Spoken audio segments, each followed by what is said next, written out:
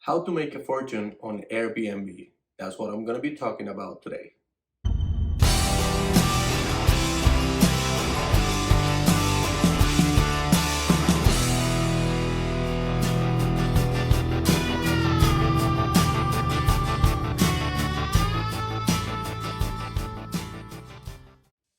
Hello friends, my name is Edwin Gonzalez with Scuttina Signature Real Estate and the Couple team.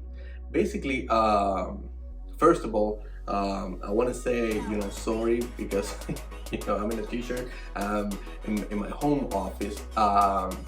And I just wanted to do this video real quick before, closing for today. Um, Basically because today I received a phone call from somebody asking me about Airbnb, and to be quite honest with you, I had an idea because I personally took Airbnb before, so I kind of have an idea, but the person that I spoke with asked me about, if I could find a landlord who's willing to put their property on Airbnb. So I kind of heard about this, but I never actually, to be honest with you, I never actually, put too much thought on it. It's just, I heard about it, but I'm like, oh, whatever, it's probably like wholesaling or something like that. So I didn't even pay attention to it, even though there's people that I knew, and that are successful with doing wholesaling or doing all kinds of things. But to be honest with you, me personally, I have my mind in other things, so I wasn't actually putting too much thought on it. But today I decided to, okay, let me find out a little bit more on this topic. And so basically, one of the topics that I found out is that there's different ways that you can do Airbnb. I guess when this all started, people thought that you needed to own your property and then put it on Airbnb. You can put a room on Airbnb. You can put your living room, share a sofa, or you can do the entire house. That's up to you, and I believe up to this day is that way. But now it's coming more to the point that a lot of people are wanting to get into Airbnb, but they found out that they don't actually need to own that property in order for them to actually do it, and they become what they call Airbnb host. Um, and there's a lot of regulations and there's a lot of things that I actually read about it. But to give you like like a brief description, you will have to go and talk to a landlord and find out if he's gonna let you do it. Now you're gonna need to put that on a contract, on a written contract. It's not just word of mouth. I actually, after I spoke with that person, I decided to, let me see how this works. So, I made a few phone calls. I made 4 phone calls, and I spoke with 4 listing agents that had rentals.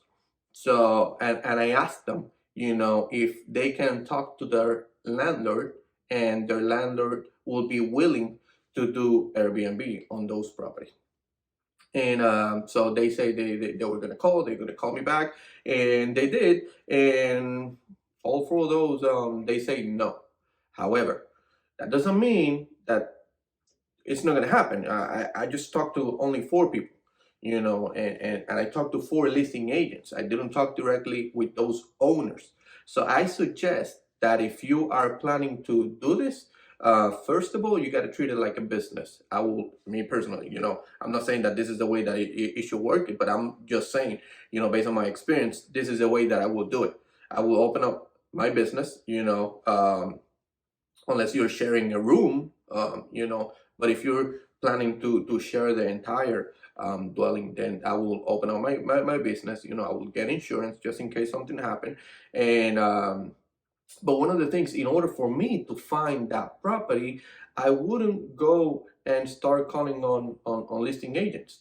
I will go and talk directly with landlords, or landlords that they're trying to rent by themselves.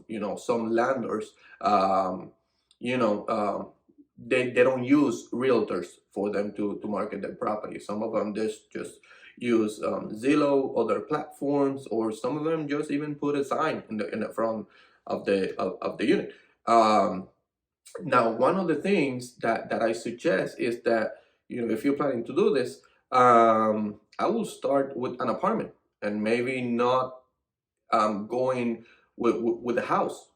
Why? Because with a house, you're probably gonna have to come up with some other um, things that you're gonna have to put money, like let's say you're gonna have to do the lawn, um, and that's additional.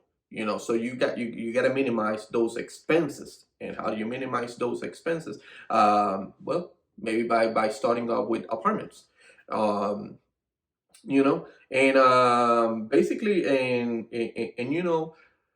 I will go and talk directly with landlords. And another thing will be to let them know, okay, you're renting your apartment for, let's say, as an example, you're renting an apartment for $1,000 a month. So I come up to the picture and I say, listen, um, why don't we turn this into a vacational or short-term um, leasing, and instead of me giving you $1,000 a month, I'm gonna give you 1,400 a month. So now that person is making extra 400 every single month for an entire year, and you do a lease with them for the year, or 6 months, whatever you want. But you will maybe do like a 40% increase on whatever they're asking. Um, the asking rent will be.